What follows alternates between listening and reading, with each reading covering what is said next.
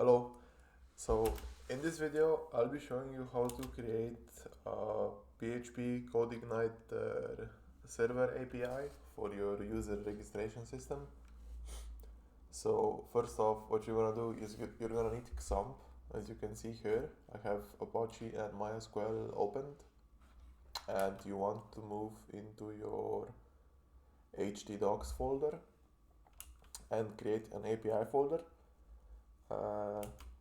Inside there'll be the CodeIgniter core. I'll paste all the links that you need in the description section below.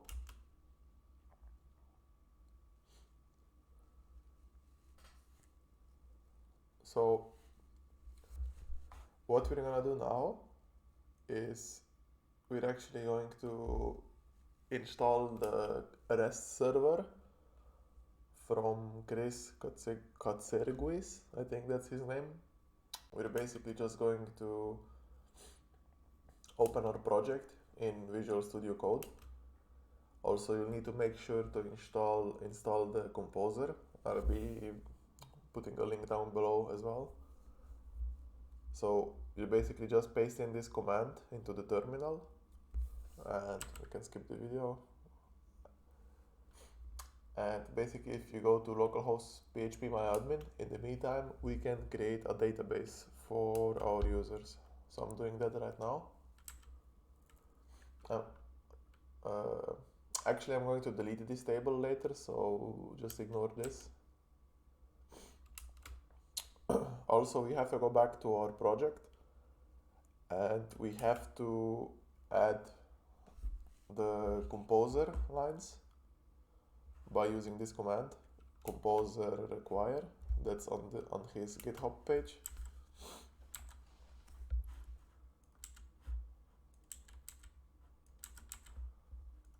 So we can skip the video. So now it says that we have to copy our rest.php to our config file. So we will do that now. We go into our basically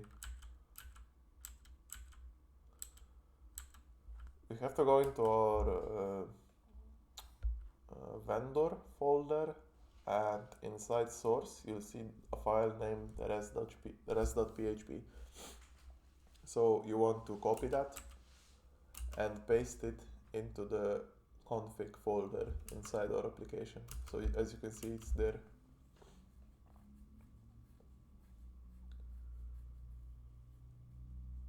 Also, these are some settings that we can check, but I changed some that were important, but like you'll see which ones I changed, so to make the application work.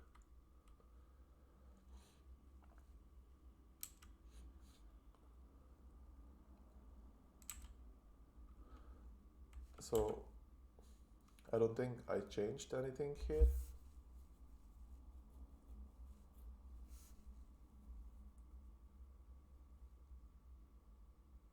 I'm just running through and reading through all of them. So now like this one is important. This one is database.php. This is like a file used to connect to a database. You can just copy this and change it to your own. So localhost, that's good. Username is root, and the database is named users or user. I forgot what I named it.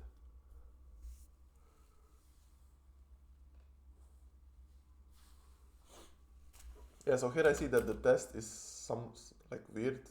It's like a folder, and the other ones are databases. So I decided to delete this one. So I just create another table, and I name it YouTube, and I create a user table, add the ID, the mail, and the password, same as before. So now the database name is YouTube. We also have to make sure that we select the correct one. So as you can see, I type in YouTube, and here I type in YouTube as well because I want this to be my active database.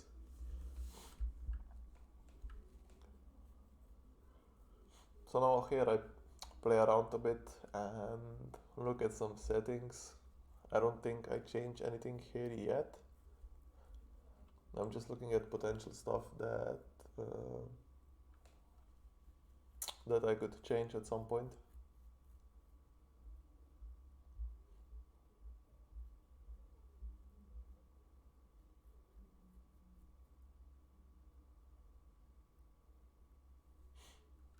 I can skip this a bit. Not too much.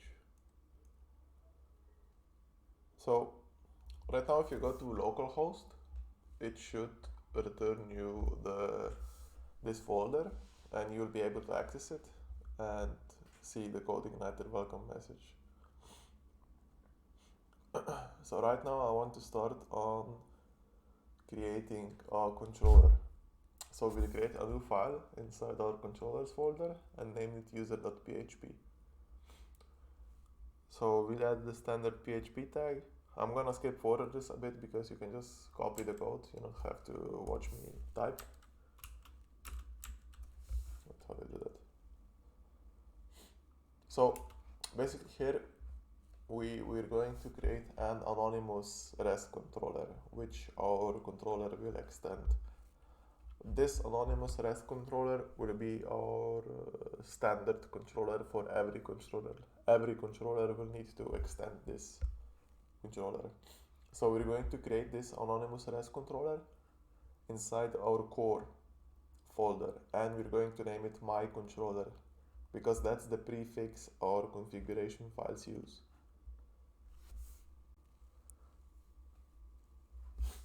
So let's skip it a bit. So this is basically just the use that the GitHub project requires us, and we want to extend his REST controller. This body is what comes from post requests, so we're going to use this a lot. This is the thing at line 10 is just a constructor that calls the parent constructor basically. So here I also create a response message, I think.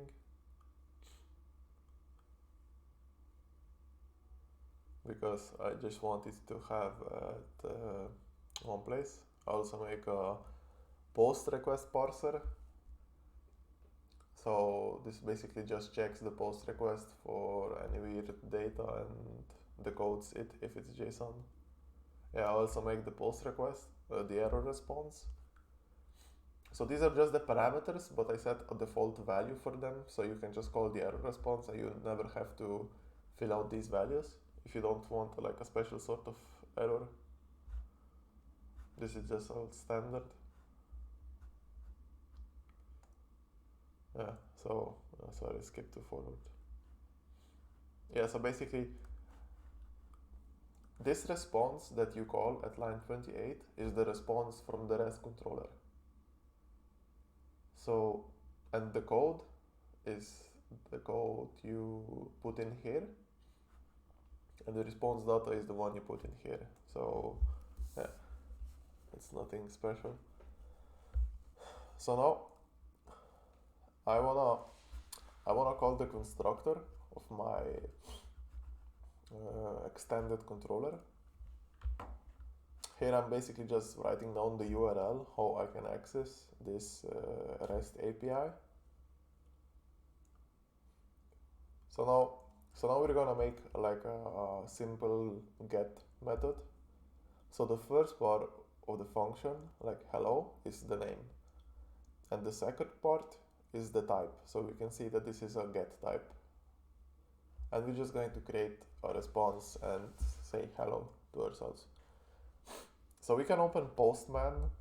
I'm also going to provide this like a download link in the description. And what we do is basically we open a new tab in Postman, we select the get method, and we type localhost /API/user/hello. So hello is the name of the method that we named here. So you see hello. So right now I'm having some issues. The URL is not found, and I'm just googling what could be the cause and how I could fix it. I'm just checking the parameters here. So I actually forgot that I had to wait. What I forgot how I fixed this. We'll see soon enough. Oh yeah. So there is a HD access file that you need to use that I found online, and I'm also going to provide this file in the description. So this is what you need to write in it, because basically if you don't have this file, the URLs are not going to work. It's weird, I really don't know why it's like this, but I just know I have to use it. If someone knows why this is important, you can write it in the comments below, because I really don't know.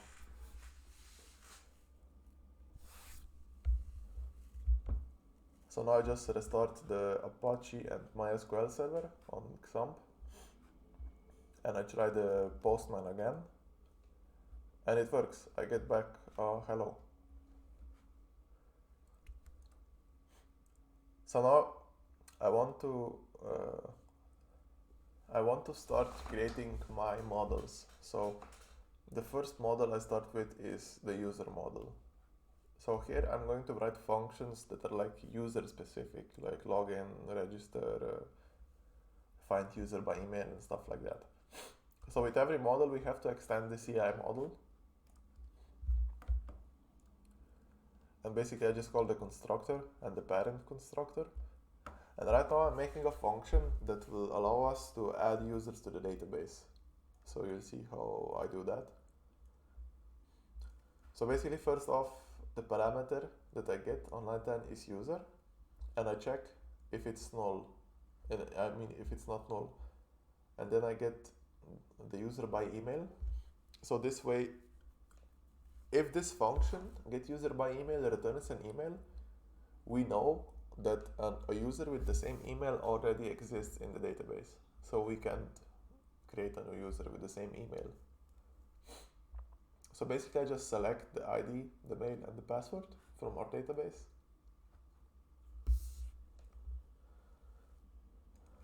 So here we have to check for users in our database which emails match, if any. So we check here if the number of rows is equal 1, then we know that the user already exists and that we can't create another user with the same email. So here I return the row and I cast it to the object type user DTO, and you'll see what that is soon.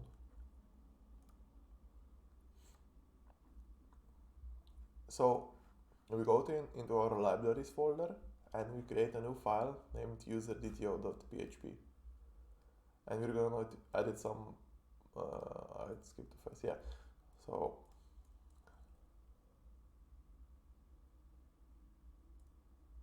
I skipped too much.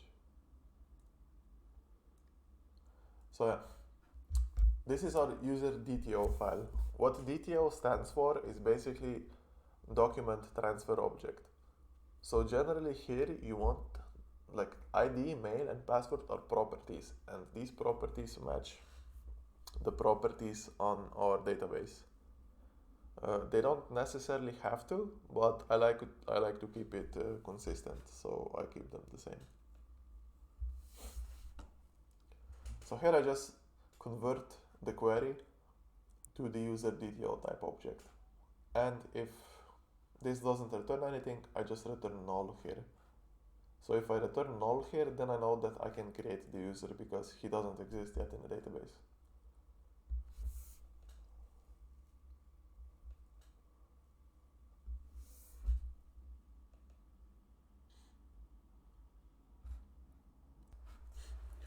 So now I'm creating a DTO file And this DTO file is basically, it's our holder for our other DTOs, and it's really important, so we have to create it. You'll see soon enough why.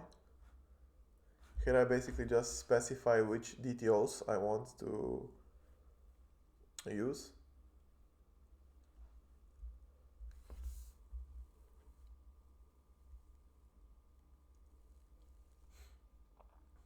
So you see why we need it. Well, you have to also add it to your autoload file, which I'll do now, I think, soon. So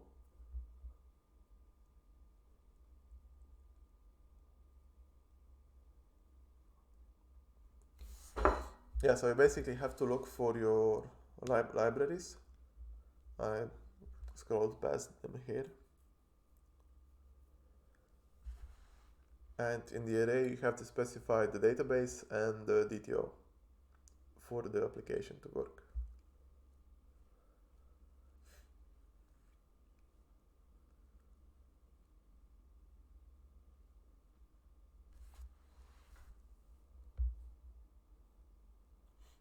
So now I create a new object type data, type array, and I set the password to the user's password, and I set the mail to the user's mail. So I can skip forward a bit. So I create a new created variable, and I save the result from the database insert into it. So this is basically a bool property. So if the created is false, then we know that the insert failed, so we want to return false. In the other case, we want to return true.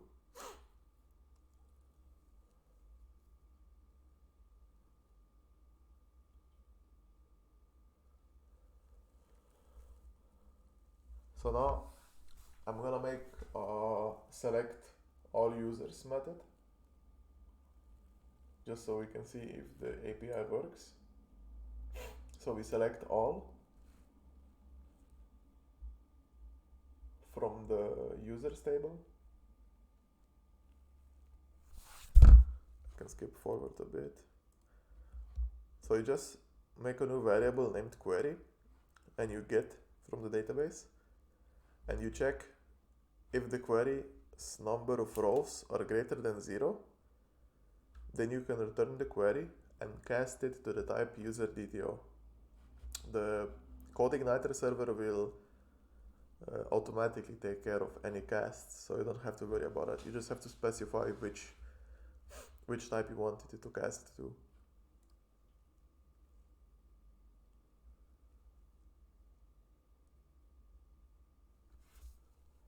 So here we go into our user controller, and we're going to call the select all method from our user model. So here it's important that in the constructor you load the user model like this, and then in the hello method we create a query variable, and we call the read function from our user model. We call the response, we put in the query, and we put in 200 as the status code. So now you'll see what it does. Oh, so here I create a user. So yeah, this is just the standard insert syntax. It's a little bit weird, but you type like insert into youtube.user mail password values hey. So it says one row inserted.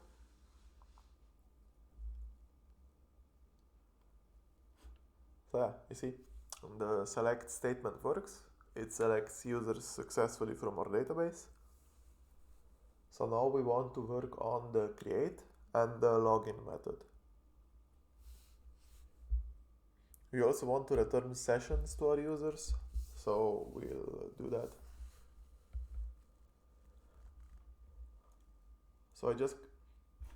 So here I just create a create method, so the users can register, and I check if the body, so the body is the thing that comes to our REST API as parameters.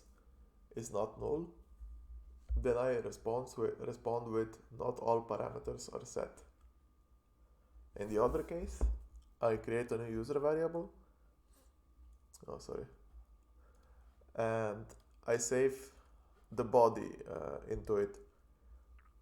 So here is an important step. We don't want to have passwords in our database in clear text.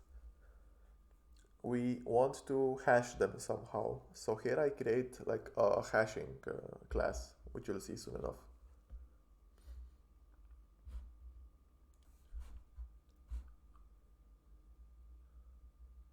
So we're creating a password hasher here. So this function just accepts a password and it hashes it up. You'll see soon. I'll just skip this a bit. I just put some random keys here. You can do this however you want. And I parse the strings together.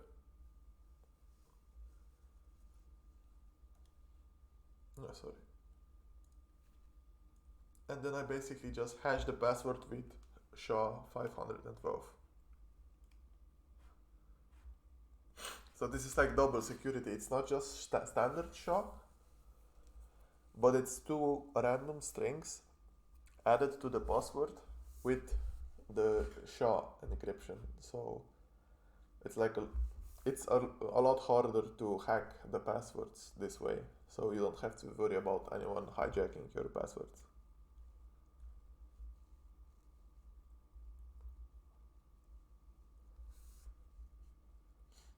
So we actually have to load this library in our construct file, method.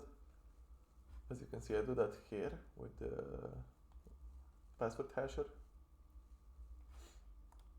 And then we call the password hasher and we call the hash function. So now the user's password is very well secured at this point at line 24. So at line 26, we try to call the create method in our user model, and if that returns true, then we know that the registration was successful. So we respond with the user and status code OK. In the other case, we respond with user already exists.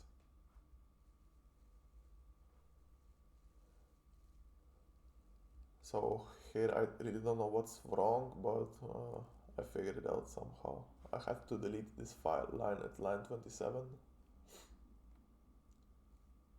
and paste it in again, I think, and now it works.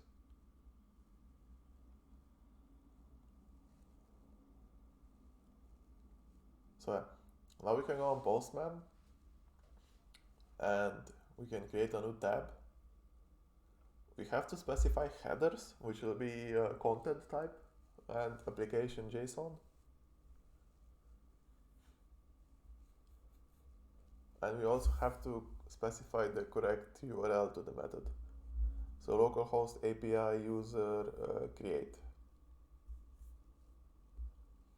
So in the body, we can create a JSON object and we can just type the values in. I already have them here, so I'm just going to copy them.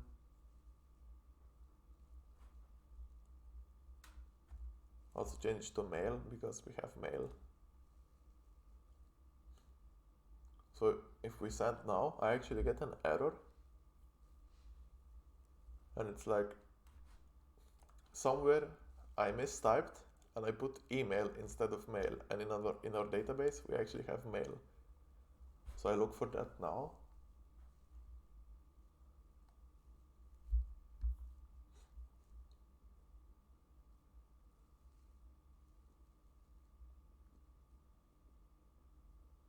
So as you can see on line 42, it says email instead of mail. So I fixed that and it should work if you send it again. So yeah. So now this user was created into our database. So we already have user creation.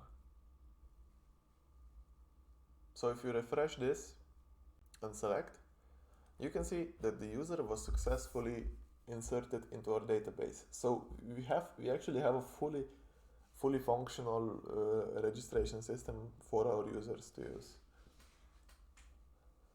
So now we want to work on a login function basically, and we want our login function to return a session which our user can use. It will be a dummy session, but you can store it in session storage if you have like a front-end application. I will show how to store the session storage in the next part of the video, which will be Angular. So now, if we try to send the same user to the API, it will respond with that the user already exists. So we can't register a user with the same mail as another user has in our database.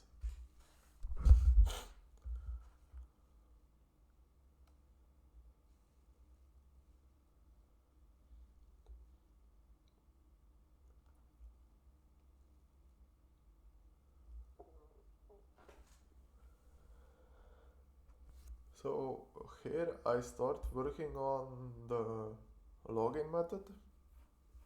This is in our controller. Skip forward a bit. So yeah, this is the standard check if the body is empty. If not, we save the body to a user variable. So line 40 is important. So at line 40, we create a new variable named dbuser, and we call the function getUserByEmail, because this basically returns a user variable. A user DTO. So we check if the database user is not null, then the login is successful, but not entirely, because we still have to check the password. So we have to so the entered password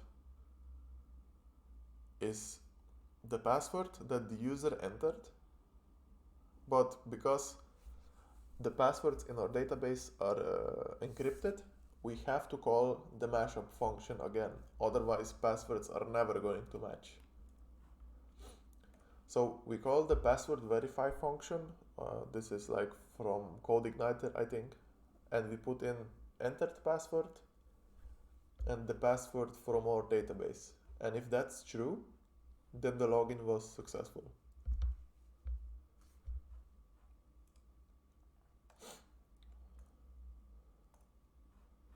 And in the other case, the login failed.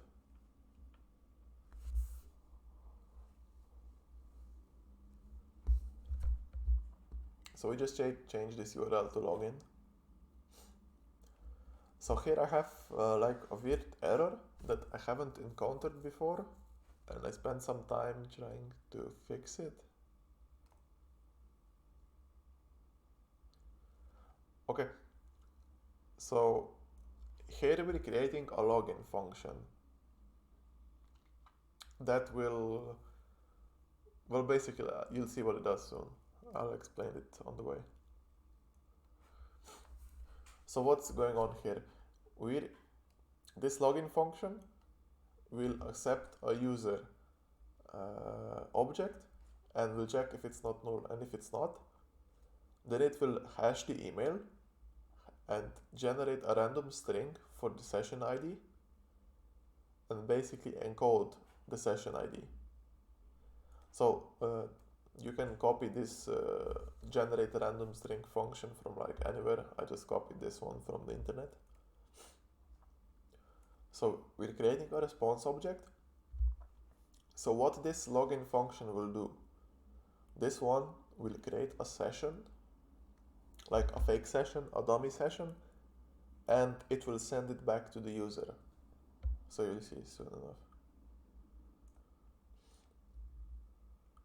Yeah, sorry, I skipped the forward. Okay, so we're going to create a new document transfer object in our libraries named login DTO.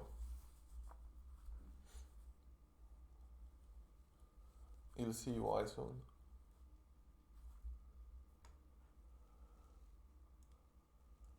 So we require the user DTO, and we want to make like 3 properties. The first one is the separator, the second one is the authentication token, and the third one is user data. So this user data will be the unencrypted email, which we will send back to our front-end server. You'll see that in the next video, I'll explain it. So we create a new response object, and it's gonna be the type of login DTO. So we want to set the authentication token to this, so encode ID, and the separator, which is TK, and the hashed email, and a separator again, and the session ID. So we have all of this. So this is like our authentication token. You'll see how it looks like soon enough. And this is unique for each user. This is why we put in the hashed mail and the hashed session ID and the hashed encode ID. So we also want to set the user data, and we basically set the email, the mail, with the user's mail.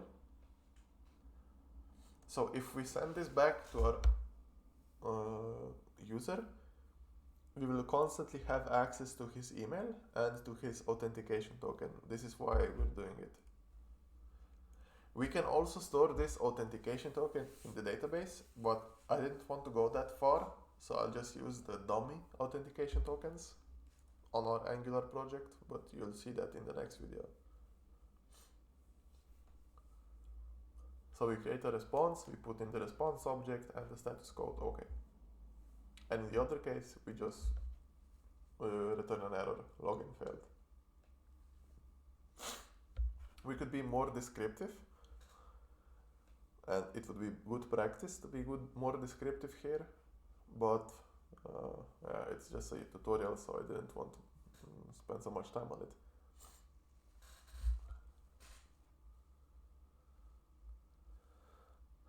So now here, in the login post method, we want to call this login function, right?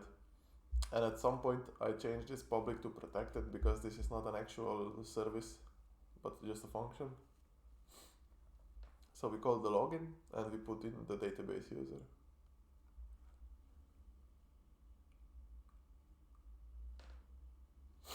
So here I encounter like an error and I spend some time looking for what's wrong. So I'll skip forward a bit.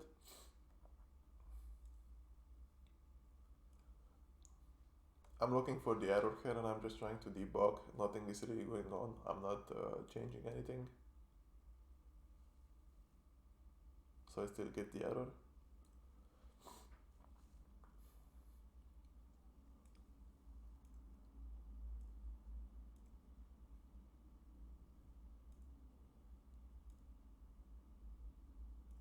I still get the error.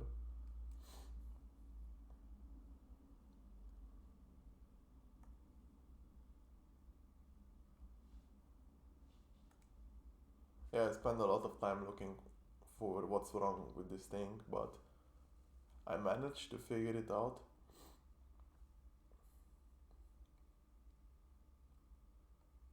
So what I did was I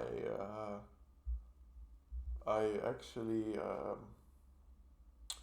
restarted my computer and everything, and I opened it again and check line 62 if your separator is correct, if it's the same as in your password hasher class.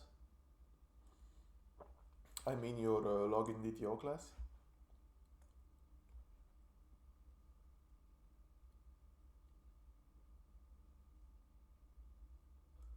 So as you see now, if I call the login function, this is what it returns to me. It gives me authentication token. So this authentication token is unique for each user. So this authentication token, you can save it to your database, and you can have like database sessions, or you can send it to your front-end application like Angular, like we're going to be showing you in the next tutorial, and you can store this session there in your session storage. As you can see, there's also an email here, so if you ever need it on your front-end application, you can just access it here easily.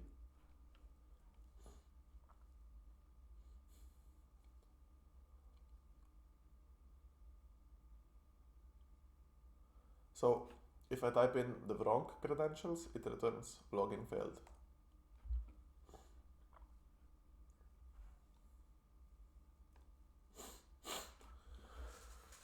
Yeah, so this is basically it for the login and registration system. There is one thing I forgot, which I'm going to show now. When you create this DTO file and require this, you have to go into your autoload and you have to specify this in your autoload at libraries, and in your config file you have to wait, what it is,